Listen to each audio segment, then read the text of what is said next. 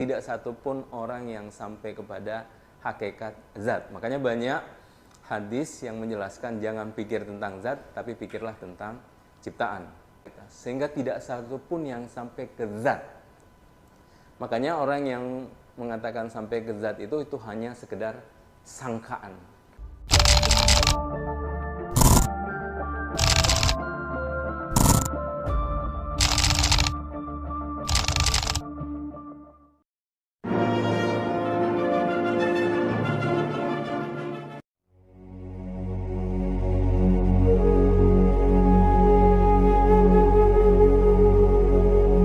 Inti agama itu adalah pengalaman.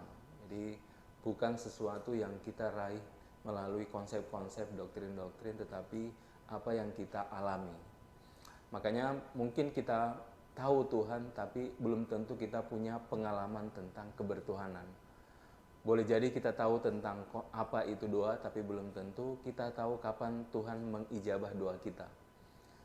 Banyak hal yang kita tahu, tapi boleh jadi belum kita alami. Tanpa kita mengalami, kita tidak akan tahu sebenarnya seperti apa. Kita tidak akan tahu seberapa besar sabar kita hingga kita diuji. Setelah kita diuji, kita, oh sabar saya segini. Ada orang mengalami dan dalam pengalaman itu menemukan kebertuhanan. Ada orang mengalami dan pengalamannya itu menemukan ketidakbertuhanan.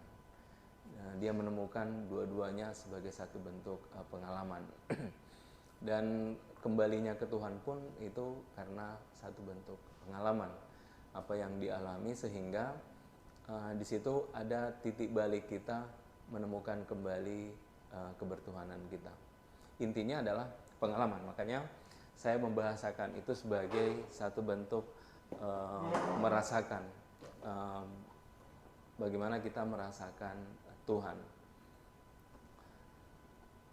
Nah ini jika ia menyangka mencintai zat ilahi, sangkaan itu pada asma dan sifat, bukan zat.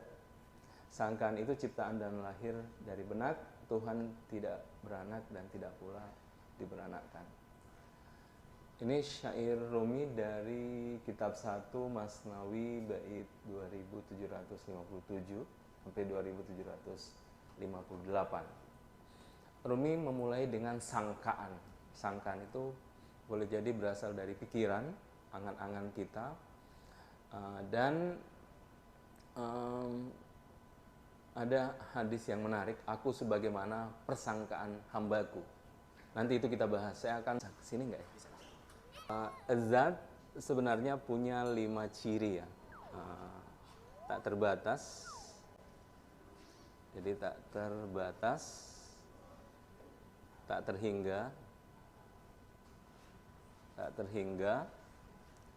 absolut, hadir,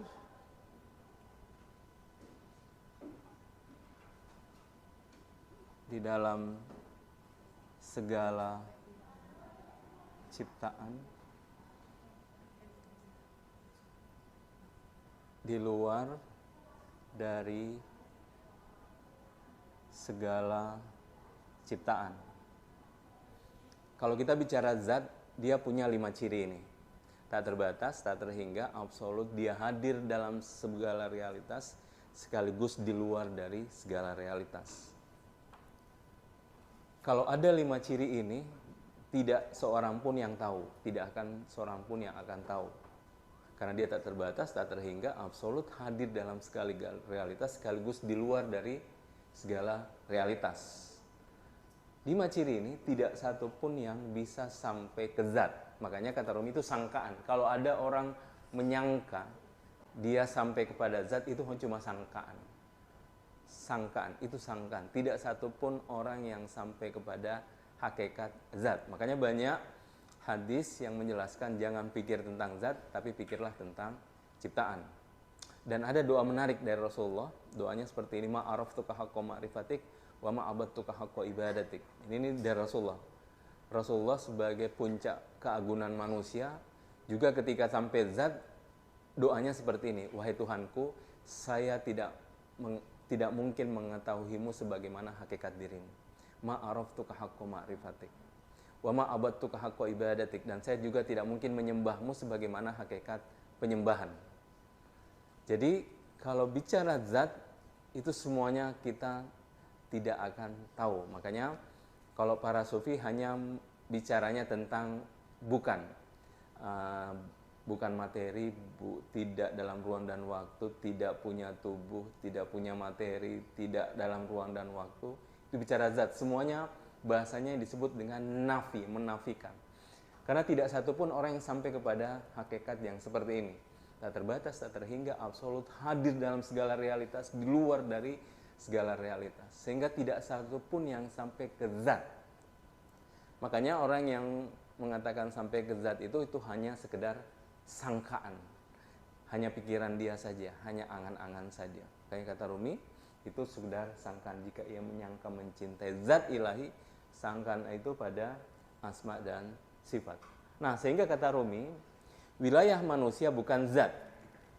Wilayah manusia itu kepada yang disebut dengan asma atau ism. Asma ini nama-nama ya, nama-nama Tuhan. Wilayah manusia hanya pada nama-nama. Wa 'allama Adamal asma'a kullaha. Dan saya mengajarkan kepada, kata Tuhan ya, aku mengajarkan kepada Adam asma, nama-nama kullaha, semuanya. Sehingga wilayah manusia wilayah asma. Nah, itu kata Rumi. Pikiran itu pada asma dan sifat, bukan pada zat. Jadi di sini akan terlihat paradoks ya. Jadi kalau kita meyakini tak terbatas, tak terhingga, absolut, hadir dalam segala realitas sekaligus di luar dari segala realitas, pertanyaannya, Tuhan ada dalam diri kita atau tidak?